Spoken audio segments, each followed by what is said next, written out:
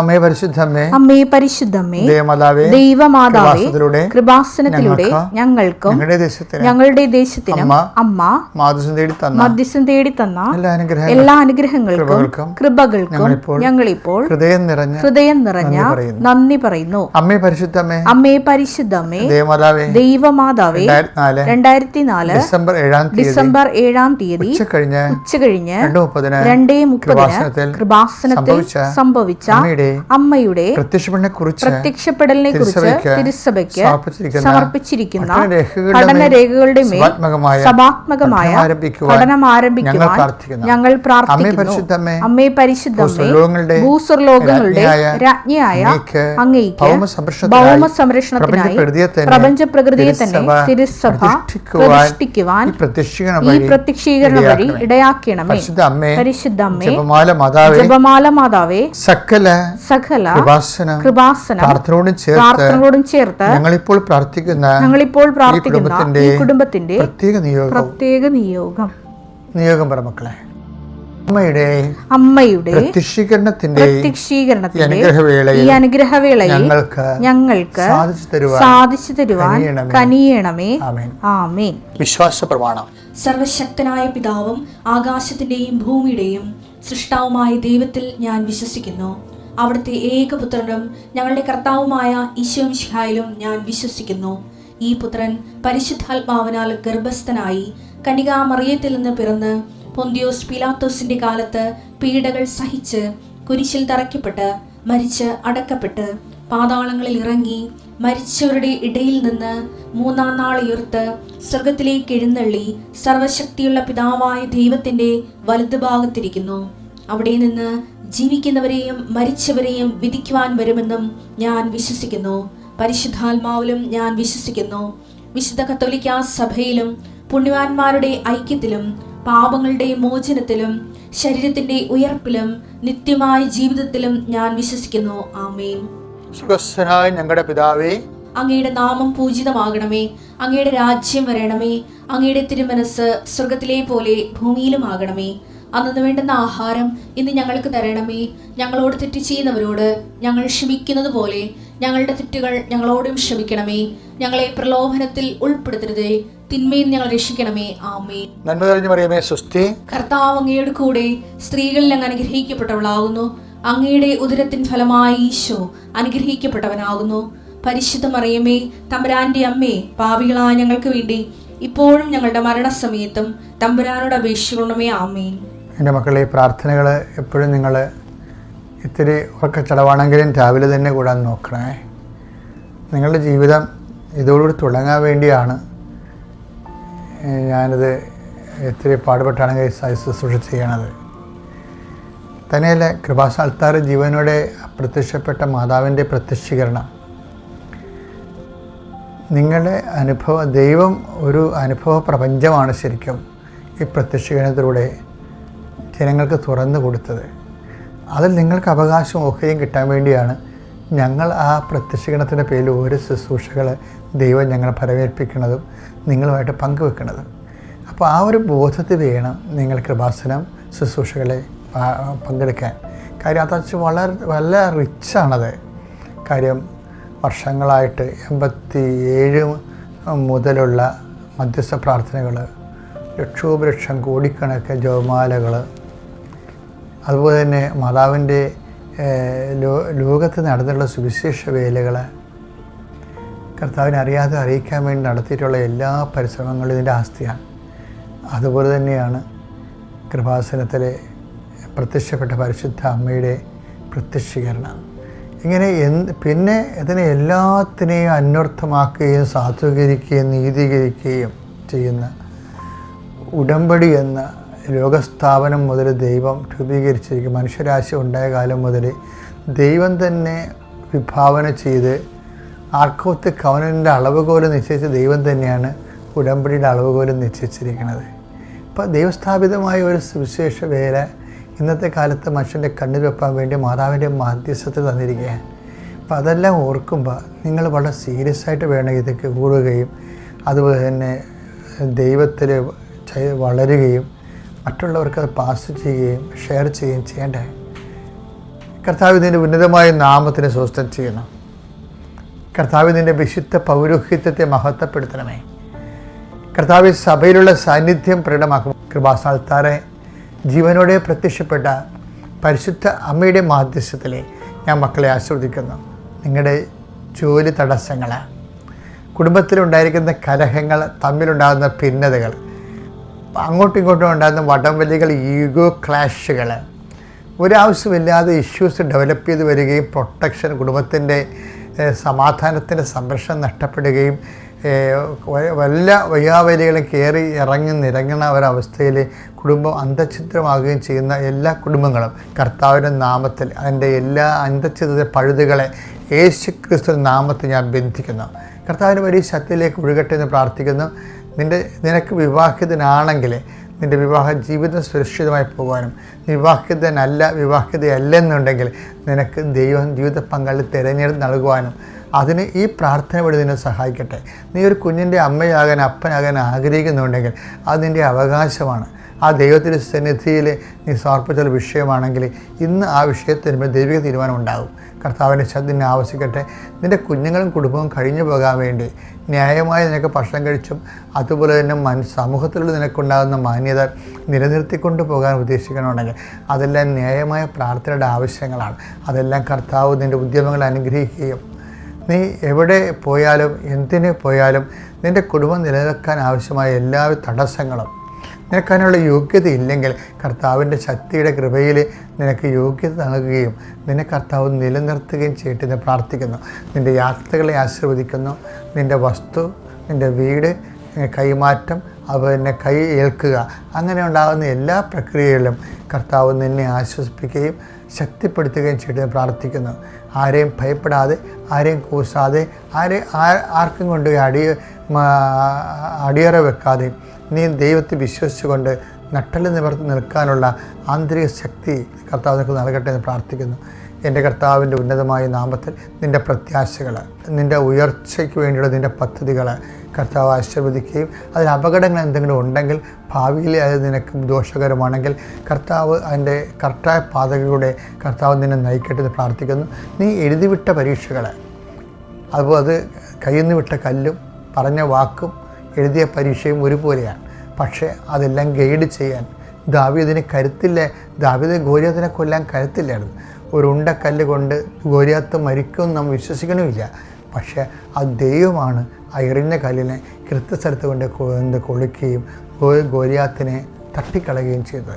നിൻ്റെ മുമ്പിലുണ്ടാകുന്ന എല്ലാ തരത്തിലുള്ള തടസ്സങ്ങളും, പ്രതിയോഗികൾ നിന്നെ പ്രലോഭിപ്പിക്കുകയും സങ്കടപ്പെടുത്തുകയും നിരാശപ്പെടുത്തുകയും നിന്നെ അധൈര്യപ്പെടുത്തുകയും ചെയ്യുന്ന വ്യക്തികൾ, സങ്കടങ്ങൾ കർത്താവ് ഏറ്റെടുക്കുകയും നിന്നെ ഇന്നു മുതൽ നീ ഒരു പുതിയ ജീവിതത്തെ കിട്ടുകയും ഇന്നു മുതൽ നിൻ്റെ വഴികളിൽ കർത്താവിനെ അനുഭവിക്കുകയും നീ ഈ അടയാളം കണ്ടിട്ട് മാത്രം കർത്താവിലേക്ക് വന്നാലും മതി, കുഴപ്പമില്ല.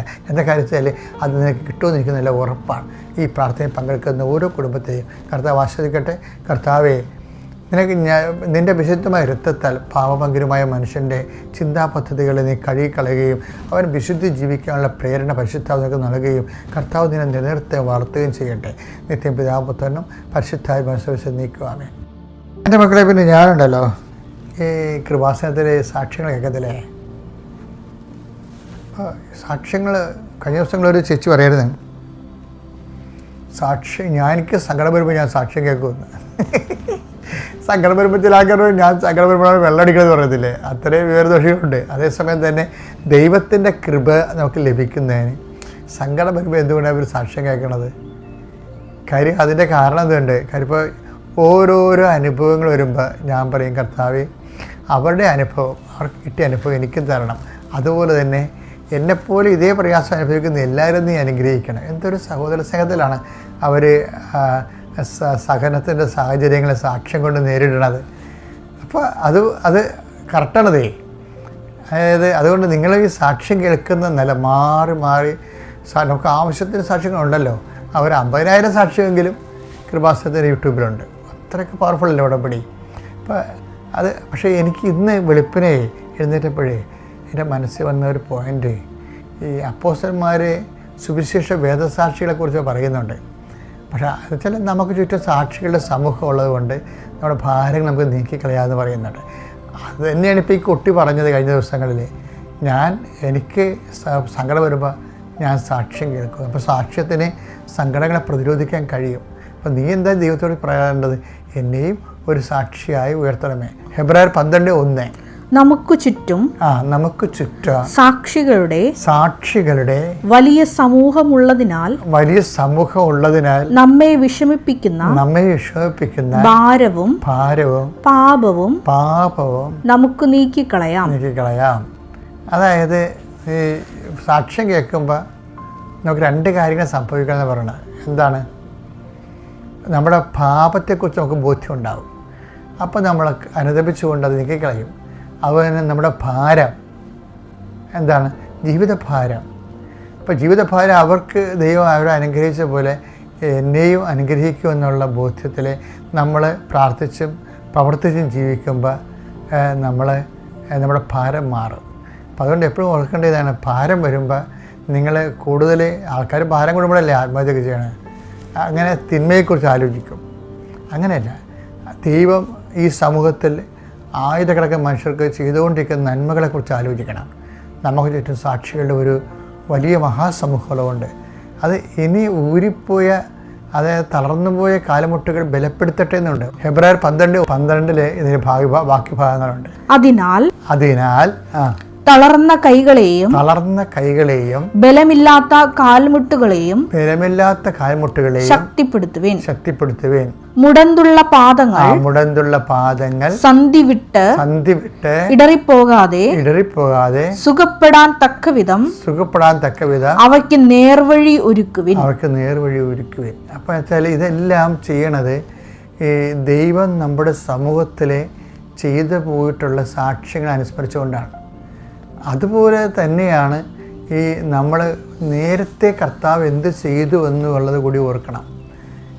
പ്രയാസകാലങ്ങളിൽ നേരത്തെ നമ്മുടെ ജീവിതത്തിൽ തന്നെ കർത്താവ് ഇങ്ങനെയുള്ള സാഹചര്യത്തിൽ എന്താണ് പണ്ട് ചെയ്തത് അത് ഈശോ ചോദിക്കുന്നുണ്ട്. ഈശോയുടെ ഒരു പ്രധാനപ്പെട്ട ഒരു പെഡഗോജിയാണ്. എന്താണ്? Teaching method. എന്താണത്?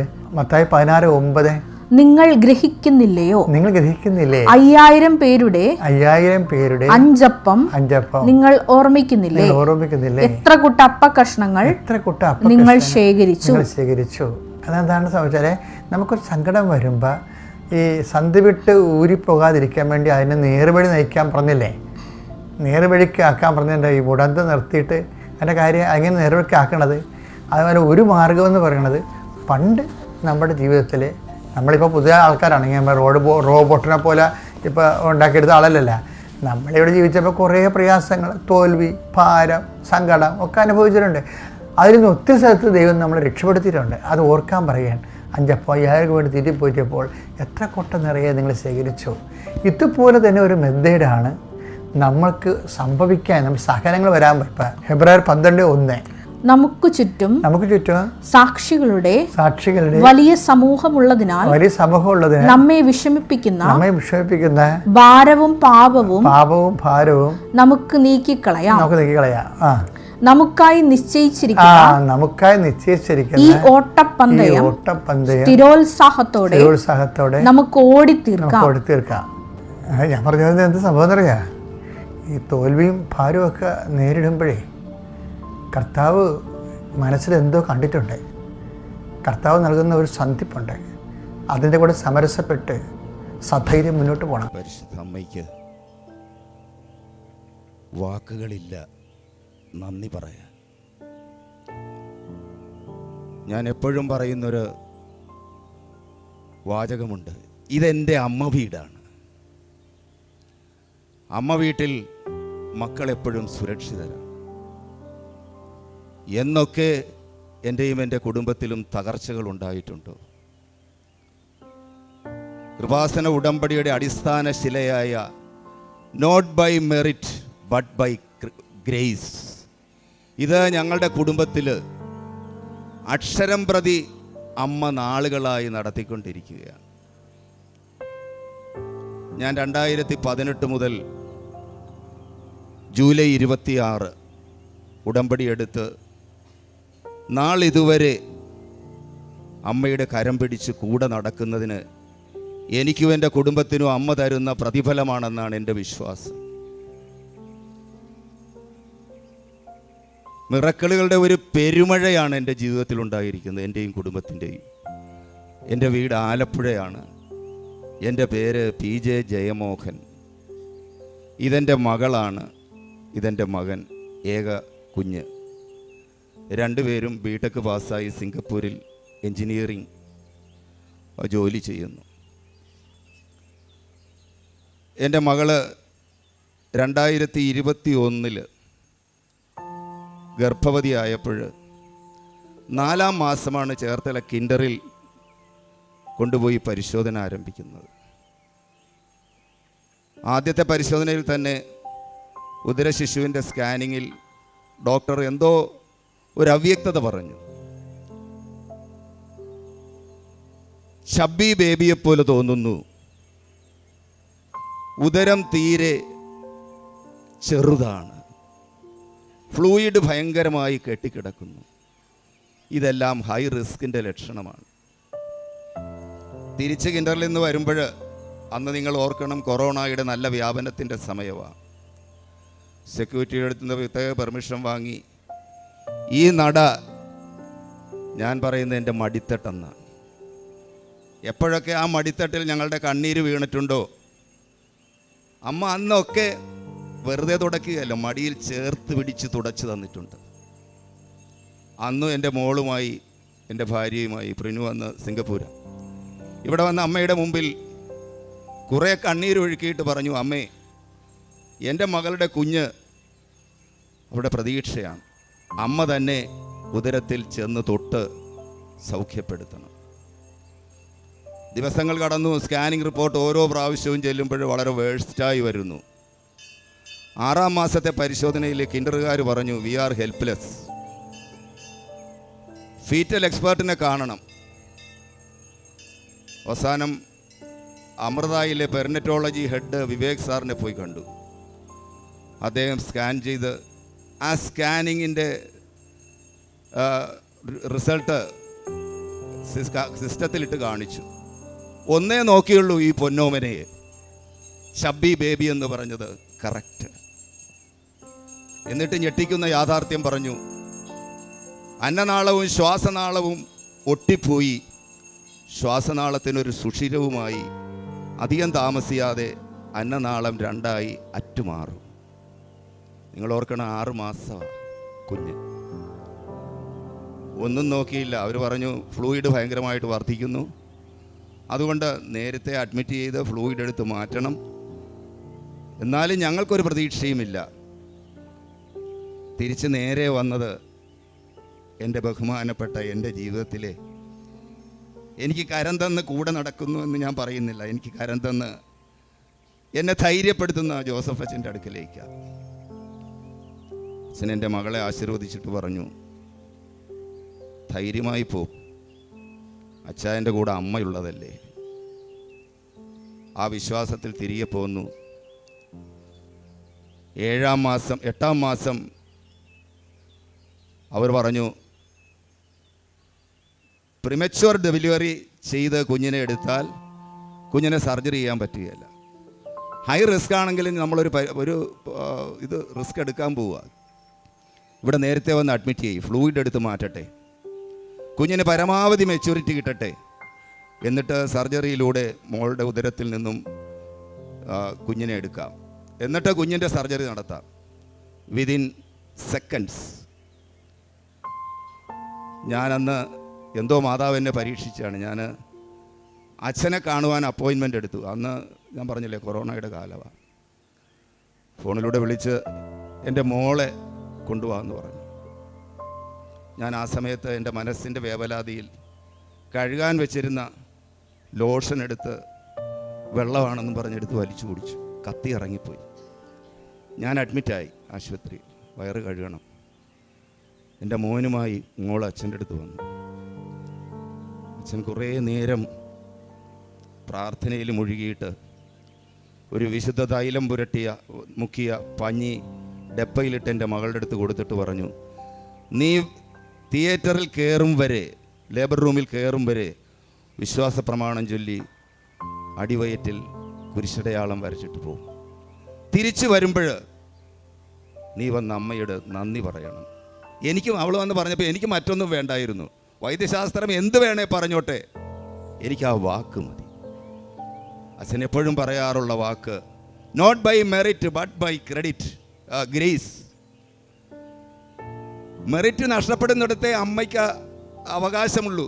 അല്ലെങ്കിൽ നമ്മളെല്ലാം പറയുമോ അത് അമൃതയിലെ സർജൻ്റെ പ്രത്യേകതയായിരുന്നു എന്ന് പറയും. അവസാനം പ്രിമച്വർ ഡെലിവറി ഒരുമാതിരിയൊക്കെ എത്തിച്ച് മോളെ ലേബർ റൂമിലോട്ട് കയറ്റുകയാണ്. മുടങ്ങാതെ എൻ്റെ ഉടമ്പടി തൈലം ഞാൻ കരുതിയിട്ടുണ്ടായിരുന്നു. അവിടെ ഗസ്റ്റ് ഹൗസിലാണ് മുറിയെടുത്തിരിക്കുന്നത്. നിങ്ങൾ ഓർക്കണം, കൊറോണയാണ്. എനിക്ക് മാത്രമേ അകത്ത് ലേബർ റൂമിൻ്റെ വാതിക്കൽ ഇരിക്കാൻ പറ്റത്തുള്ളൂ. പക്ഷേ ഇത്രയും ദിവസം അഡ്മിറ്റായി 10-15 ദിവസം കഴിഞ്ഞിട്ടും പ്രഭാതത്തിലെ ഉടമ്പടി തിരി രണ്ടും കൊണ്ടുപോയിട്ടുണ്ട് ആവശ്യത്തിന്. പ്രഭാതത്തിലെ ഉടമ്പടി പ്രാർത്ഥനയും പ്രത്യക്ഷീകരണ പ്രാർത്ഥനയും സന്ധ്യാ നേരത്തെ ഉടമ്പടി പ്രാർത്ഥനയും ഞാനും എൻ്റെ ഭാര്യയും മുടക്കാതെ ചൊല്ലിക്കൊണ്ടിരിക്കുന്നു. അമ്മയുടെ ഒരു ഫോട്ടോ മുറിയിൽ വെച്ചിട്ടുണ്ട്. എല്ലാ ദിവസവും രാവിലെ വൈഫ് പൂപറിച്ച് വെക്കും. കണ്ണീരോടെ ഇവരവിടെ ഇരുന്ന് പ്രാർത്ഥിക്കുന്നു. ഞാൻ ഡോക്ടർ വിളിച്ചിട്ട് നേരെ ഡോക്ടറിൻ്റെ അടുത്ത് ചെല്ലുന്നു. ഓപ്പറേഷൻ്റെ തലേ ദിവസം ഡോക്ടർ ആ ഞെട്ടിക്കുന്ന സത്യം പറഞ്ഞു. വിശ്വാസത്തിൻ്റെ ഇതാണെന്ന് തോന്നുന്നു. ഡോക്ടർ പറഞ്ഞു, എന്നെ പേരാ വിളിച്ച്, ജയമോഹൻ, വി ആർ ഹെൽപ്ലെസ്. 80% നമ്മൾ സർജറി ചെയ്താലും കുഞ്ഞ് രക്ഷപ്പെടത്തില്ല. 20% മാത്രമേ നമുക്കുള്ളൂ. ഞാൻ ഡോക്ടറിനോട് കൈകൊണ്ട് കാണിച്ചു, ഡോക്ടറെ ഒരു നിമിഷം എൻ്റെ ഉടമ്പടി കാശുരുവെടുത്ത് കൈവെള്ളയിൽ തിരികെ പിടിച്ചുകൊണ്ട് ഏങ്ങിയാണ് പറഞ്ഞത്, എൻ്റെ അമ്മയെ നീ മാത്രമേ ഉള്ളൂ. എന്നിട്ട് അമ്മ തോന്നിപ്പിച്ചതാണെന്ന് എനിക്ക് തോന്നുന്നു. അപ്പോഴെൻ്റെ നാവിൽ നിന്ന് ഡോക്ടറിൻ്റെ അടുത്ത് വന്നു. അത് അവർ മെഡിക്കൽ കോൺഫറൻസ് കഴിഞ്ഞാണ് വന്നിരിക്കുന്നത്. സർജനുണ്ട്, പെർനറ്റോളജി ഹെഡുണ്ട്, പീഡിയാട്രിക് ഡോക്ടറുണ്ട്. ഞാൻ ഡോക്ടറോട് പറഞ്ഞു, ഡോക്ടറെ 20% ഡോക്ടറിൻ്റെ വക്കലുണ്ടല്ലോ, ബാക്കി 80%വുമായി ഒരാൾ തിയേറ്ററിലുണ്ടാകും. ഡോക്ടർ പണ്ടടിച്ച് പരസ്പരം നോക്കുക, ഇതാരാ? ഞാൻ ഉടമ്പടി കാശുരവും കാണിച്ചിട്ട് പറഞ്ഞു, എൻ്റെ അമ്മ. 20% എൻ്റെ കുഞ്ഞിനെ രക്ഷയുമായി അമ്മ തിയേറ്ററിലുണ്ടാകും ഡോക്ടറെ. ഡോക്ടർ എന്നെ തട്ടിയിട്ട് പറഞ്ഞു, കൂടെ പോര്. വെന്റിലേറ്റർ ട്രോളിയാണ്. എന്നോട് പറഞ്ഞു, ആരെയും കൊണ്ടുപോകില്ല. എന്നോട് പറഞ്ഞു, കൂടെ പോരെന്ന് പറഞ്ഞു. ഞാൻ പറഞ്ഞു, ഡോക്ടറെ എനിക്കൊരു പെർമിഷൻ കൂടെ വേണം. ഈ ട്രോളി ലിഫ്റ്റ് ഇറങ്ങി അവിടെ തിയേറ്ററിൻ്റെ അവിടെ ചെല്ലുന്നത് വരെ എനിക്ക് കുഞ്ഞിൻ്റെ ട്രോളിയുടെ മുകളിൽ ഈ ഉടമ്പടി കാശുരവും പിടിച്ച് കുരിശടയാളം വരച്ച് വിശ്വാസ പ്രമാണം ഒച്ചത്തിൽ, ഞാൻ മാത്രം കേൾക്കണതിനേക്കാൾ ഒരല്പം ഒച്ചത്തിൽ എനിക്ക് ചൊല്ലണം. എന്ത് വേണമെങ്കിൽ നിങ്ങൾ ചെയ്തു. ഞാൻ അവിടെ നിന്ന് തിയേറ്റർ വരെ എൻ്റെ അമ്മയെ വിളിച്ചുകൊണ്ട് വിശ്വാസ പ്രമാണം ചൊല്ലി കുരിശടയാളം വരച്ച് എൻ്റെ കുഞ്ഞിനെ യാത്രയാക്കി. തിയേറ്ററിൻ്റെ കവാടം തുറന്ന് 8.5 മണിക്കൂർ നീണ്ട സർജറിക്ക് ശേഷം head of the department paediatric surgeon Mohan sir പുറത്തു വന്നു. എൻ്റെ 2 കരവും പിടിച്ചിട്ട് പറഞ്ഞു, നിങ്ങൾ പറഞ്ഞ ആ ഒരു വാക്കുണ്ടല്ലോ, 80% രക്ഷയുമായി എൻ്റെ അരികിലുണ്ടാവുമെന്ന് എനിക്കത് ഫീൽ ചെയ്തു. എന്തൊരു പോസിറ്റീവ് എനർജി ആയിരുന്നു അറിയാമോ എനിക്ക് സർജറിയുടെ സമയത്ത്. സർജറി സക്സസ്സാണ്. പക്ഷേ വെന്റിലേറ്ററിലാണ് കുഞ്ഞ്. ഓക്സിജൻ ലെവല് ക്രമാതീതമായി താന്നു പോകുന്നു. 10 ദിവസമായി വെന്റിലേറ്റർ ഓഫ് ചെയ്യാൻ ഡോക്ടർ അനുവാദം ചോദിച്ചു. ഞാൻ പറഞ്ഞില്ല, വെന്റിലേറ്റർ ഓഫ് ചെയ്യാൻ പറ്റത്തില്ല ഡോക്ടറെ, അമ്മയുണ്ട് അവിടെ. അവസാനം ഓഗസ്റ്റ് 24 എൻ്റെ ഓർമ്മ, ഒരു ചൊവ്വാഴ്ച. തിയേറ്ററിൻ്റെ പുറത്ത് വെന്റിലേറ്ററിൽ കിടക്കുക കുഞ്ഞ് ഓപ്പറേഷൻ കഴിഞ്ഞ്.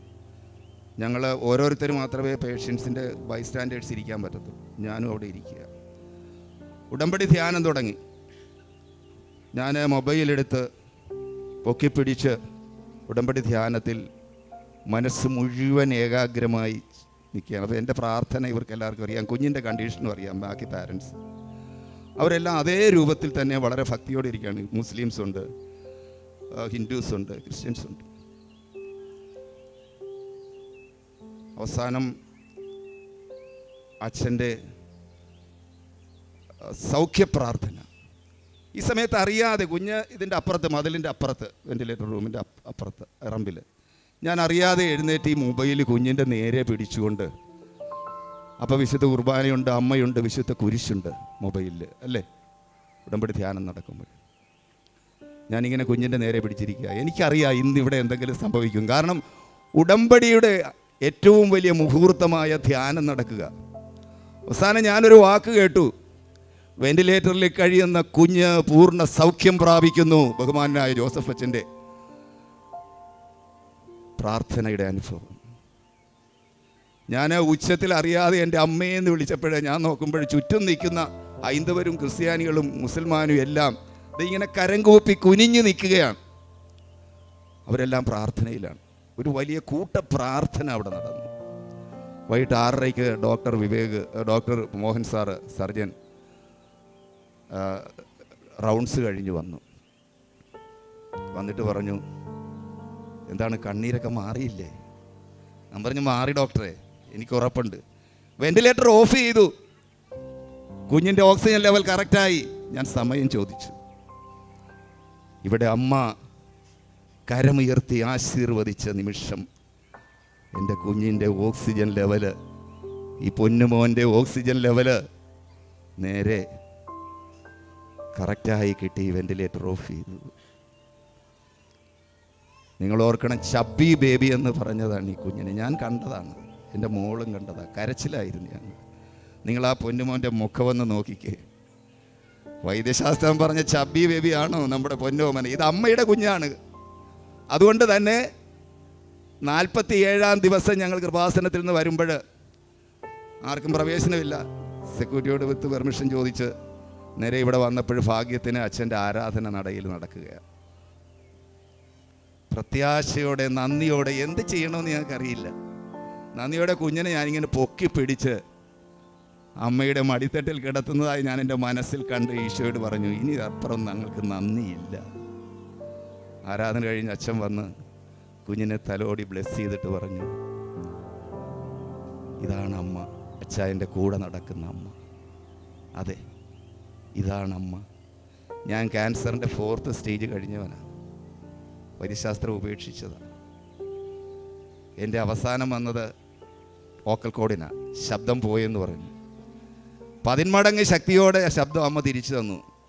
എന്നെ പാലിയേറ്റീവ് കെയറിലാണ് ഡോക്ടർ കൊണ്ടേ ആക്കിയത്, വൈദ്യശാസ്ത്രം ഉപേക്ഷിച്ചിട്ട്. അന്ന് ഞാൻ രാഷ്ട്രീയക്കാരനാണ്, ഒരു സംസ്ഥാന ലെവലിൽ വർക്ക് ചെയ്യേണ്ടിരുന്നത്. അന്ന് ഞാൻ എൻ്റെ അമ്മയോട് പറഞ്ഞു, അമ്മ, ഇനി എൻ്റെ നാവ്, എൻ്റെ ശബ്ദം അമ്മയ്ക്കാണ്. അങ്ങനെ രാഷ്ട്രീയത്തിലെ എല്ലാ സൗഭാഗ്യങ്ങളെയും ഉപേക്ഷിച്ച് എൻ്റെ അമ്മയ്ക്ക് വേണ്ടി ഞാൻ എന്നും പ്രതിജ്ഞയോടെ ഞാനും എൻ്റെ കുടുംബവും കടപ്പെട്ടിരിക്കുന്നു. അമ്മേ, നന്ദിയുടെ 1000 നറുമലരുകൾ. ഈശോയെ നന്ദി.